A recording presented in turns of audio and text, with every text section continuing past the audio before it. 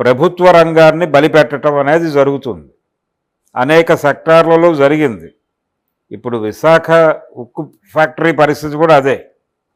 విశాఖ ఉక్కు కంపెనీని, ఉక్కు ఫ్యాక్టరీని, దాని గురించి పాజిటివ్గా మాట్లాడాడు ఆయన. కుమారస్వామి మొన్నొచ్చి పాజిటివ్గా మాట్లాడేసరికి పైగా ప్రైవేటైజేషన్ అనే పదం ఇక్కడ వినిపిస్తోంది, అది నాకు చాలా బూతు పదంలా వినిపిస్తోంది అన్నట్టుగా మాట్లాడాడు ఆయన. తద్వారా ఏంటంటే ఇది కొంచెం నెమ్మదిగా చేస్తామనే మాటే తప్ప చెయ్యము అని కాదు.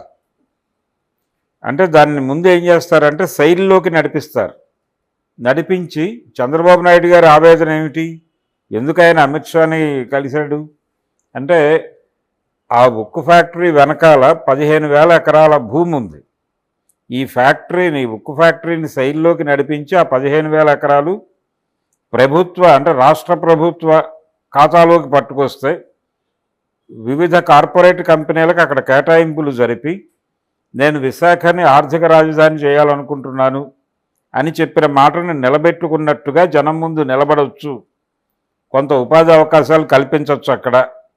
దానికి 15,000 ఎకరాలు వాడేసుకుందాం, దాన్ని స్టేట్ గవర్నమెంట్లోకి పంపు చేయండి అని ప్రతిపాదన పెడుతున్నాడు ఆయన. అలా ప్రతిదీ ఏదో ఒక పద్ధతిలో, ఏదో ఒక మార్గంలో ప్రైవేటైజ్ అవ్వక తప్పదు, కార్పొరేట్ కంపెనీలలో కలిసిపోక తప్పని పరిస్థితి.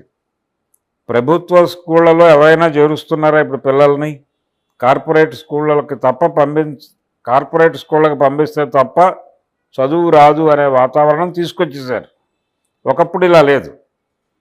ఒకప్పుడు ప్రభుత్వ స్కూళ్ళల్లో సీటు దొరక్క గత్యంతరం లేక ప్రైవేట్ స్కూళ్ళకి వెళ్ళేవాళ్ళు. ఇప్పుడు ప్రైవేట్ స్కూళ్ళు చీపు అంటే తప్ప ప్రభుత్వ స్కూళ్ళకి రావట్లేదు జనాలు. ఇటువంటి కండిషన్లో ప్రపంచం ఉన్నప్పుడు ఇదేదో బిఎస్ఎన్ఎల్ని రైజ్ చేసి జియోని బలిపెట్టి ఇలాంటివి జరగవు. ఇవన్నీ ఊరికనే ఒక సెంటిమెంట్గా జనాలు మరీ మొరైల్ దెబ్బతినకుండా అదేదో ప్రభుత్వం టోటల్గా అమ్మేస్తోంది. ఈ రోజుకి కూడా కేంద్ర ప్రభుత్వ బడ్జెట్లో ప్రధాన వాటా వాళ్ళు ప్రొజెక్షన్స్లో ప్రధానంగా ప్రొజెక్ట్ చేసేది డిజిన్వెస్ట్మెంట్ స్కీమ్ నుంచి వస్తున్న నిధులే. కేంద్ర ప్రభుత్వ బడ్జెట్ రేపు ప్రవేశపెడతారు. ఆ బడ్జెట్ ఒక్కసారి చదివితే అర్థమవుతుంది.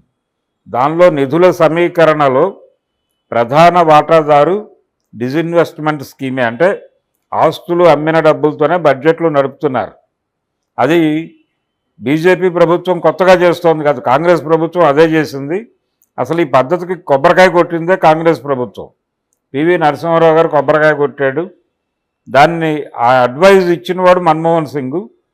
మన్మోహన్ సింగ్ 10 ఏళ్ల పాటు ఈ దేశాన్ని పరిపాలించి చేసిన పని అదే.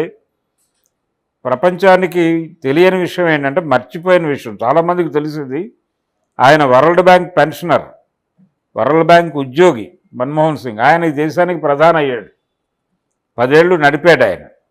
అంటే వరల్డ్ బ్యాంక్ పరిపాలనలో భారతదేశం ఉంది. వరల్డ్ బ్యాంక్ పరిపాలనలోకి భారతదేశాన్ని తీసుకువెళ్ళటంలో కీలక పాత్ర పోషించిన వాడు మన్మోహన్ సింగ్. ఆ రోజున గత్యంతరం లేక మన్మోహన్ సలహా విని అటువైపు నడిచినవాడు పివి నరసింహారావు. నూతన ఆర్థిక విధానాలు తీసుకురావడం ద్వారా భారతదేశాన్ని ఒక క్రైసిస్లో నుంచి బయటేశారు వీళ్ళిద్దరూ అని చెప్పి ఈ రోజుకి చాలామంది మాట్లాడతారు.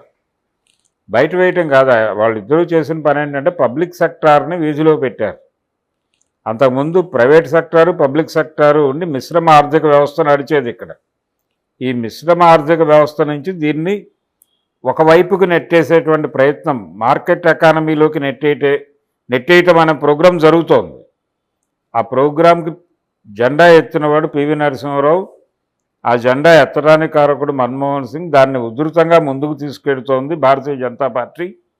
వీళ్ళు చాలా సీరియస్గా రిలయన్స్ అంబానీకి అలాగే అదానీకి వీళ్ళకి లాభం చేకూర్చే నిర్ణయాలే తీసుకుంటోంది. అందులో భాగంగానే పోర్ట్లు, ఎయిర్పోర్ట్లు అన్నీ కూడా అదానీ అకౌంట్లోకి వెళ్ళిపోయినాయి. ఈ దేశంలోకి ఏది రావాలన్నా ఏది పోవాలన్నా అదానీ గారు చెప్తే తప్ప కుదరదు. అలాగే ఈ దేశంలో రీటైల్ బిజినెస్ టోటల్గా అంబానీల చేతుల్లో పెట్టేశారు. చమురు సంస్థలని కూడా నిర్వీర్యం చేసి ఒక దశలో రిలయన్స్ పెట్రోల్ పంప్స్ పెట్టి క్లోజ్ చేసుకున్నారు. ఇప్పుడు నడుస్తున్నాయి, ఇప్పుడు సక్సెస్ఫుల్గా నడుస్తున్నాయి అవి. నడవడానికి కారణం వీళ్ళు ఇస్తున్నటువంటి బి కాంప్లెక్స్. కేంద్ర ప్రభుత్వం ఇస్తున్న బి కాంప్లెక్స్ బలంతోనే వాళ్ళు బతుకుతున్నారు. బిఎస్ఎన్ఎల్ అతి త్వరలో సిక్ యూనిట్గా చూపించి దాన్ని చంపేస్తారు. ఆ సిక్ యూనిట్గా చూపించే ప్రయత్నాల్లో భాగంగా అప్పుడప్పుడు రైజ్ చూపిస్తారు. మొన్న విశాఖ ఉక్కు పరిశ్రమ ప్రైవేటైజ్ చేస్తారు అనే పుకారు మాటున అది లాభాల బాటలోకి వెళ్ళింది. కొంచెం అంటే అక్కడ ఆదాయం పెరిగింది అని కుమారస్వామి గారు చెప్పాడు. చెప్పేసరికి చాలామంది ఆనందపడ్డారు. అది జస్ట్ కంటి తుడుపు చర్యలు. అంటే అది ఏ క్షణమైనా ఆరిపోయే దీపం. ఆరిపోయే దీపానికి కొంచెం వెలిగిచ్చే ప్రయత్నం చేస్తారు అంతే. అదే పద్ధతిలో ఇప్పుడు బిఎస్ఎన్ఎల్ గురించి మాట్లాడుతున్నారు. అక్కడేదో లాభాలు వచ్చినాయని లాభాలు చూపించి అమ్మేస్తారు అంతే. అంతకు మించి ఏమీ కాదు. బిఎస్ఎన్ఎల్ ప్రొటెక్షన్ ప్రోగ్రాం ఈ ప్రభుత్వానికి లేదు. కార్పొరేట్లకి ఈ దేశాన్ని కట్టబెట్టడం అనే ప్రోగ్రాంలో చాలా వేగంగా ఎన్డీఏ ప్రభుత్వం వెడుతోంది. బిఎస్ఎన్ఎల్, ఎల్ఐసి ఇవన్నీ వెళ్ళిపోతాయి. ఏది బతికేది కాదు. Okay. Okay sir. Thank you. Thank you.